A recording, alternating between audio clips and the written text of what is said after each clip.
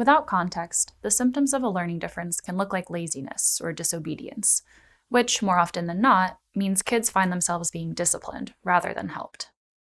When you're a kid who's struggling to stay afloat, drawing attention to yourself can feel scary. If your child is reluctant to open up about their learning needs, doing a little groundwork at home can help get the conversation started. Some kids, especially younger ones, might not be ready to speak up, and that's okay. You can model good advocacy skills by talking with your child and letting them see you talk to others about learning differences openly. If your child is uncomfortable talking to others about their learning differences, have a talk about what's bothering them.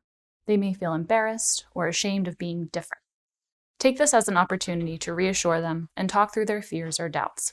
They'll feel better, and you'll have the information you need to support them emotionally, as well as academically.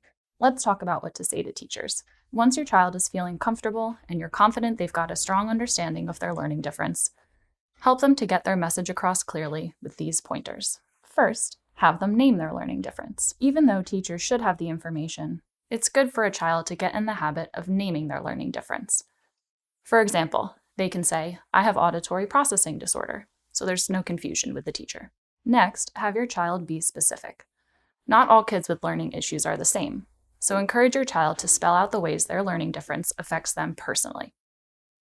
For example, they can say, "It's hard for me to hear when there's a lot of background noise, so sometimes I miss parts of the lecture." Knowing what strategies have worked for them in the past, and what hasn't, will give teachers a head start on providing the best support. Have your child talk about their strengths, too.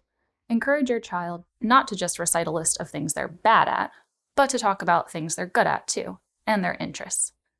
This will not only boost their self-esteem, it will help the teacher place them in activities that allow them to demonstrate their strengths. Then have them express enthusiasm. Sometimes learning differences can make it hard for others to see how passionate kids are about succeeding in school. Expressing enthusiasm and interest in doing well will help your child turn their teachers into allies. Another strategy is to have them tell on themselves.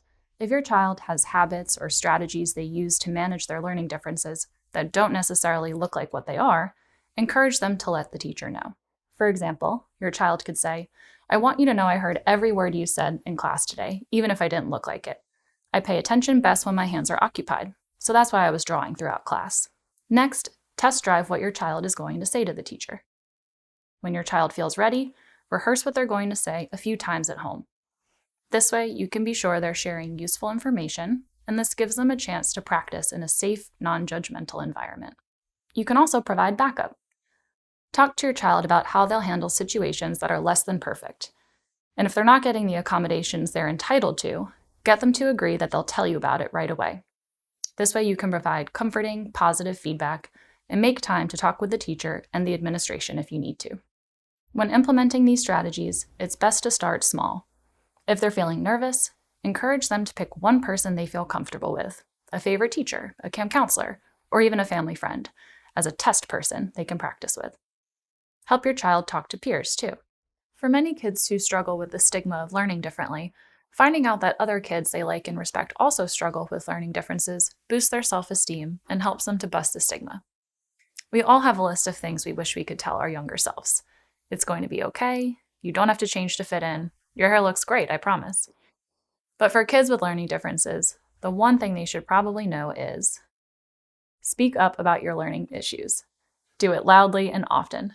Don't be scared. You won't be sorry. And as parents, you don't need to be a time traveler to help your kids develop the confidence to advocate for themselves. Just pass the message on. You'll be giving them the tools they need for a brighter, better future. Thanks for joining me for this video. I'm Dr. Angela Dewey, a clinical neuropsychologist at the Child Mind Institute. To learn more about learning disorders, visit childmind.org/LD support. There, you'll find everything you need to know about giving children with learning difficulties the tools and support they need to succeed, plus hundreds of articles and guides to help you support children who are struggling with mental health, behavior, or learning challenges.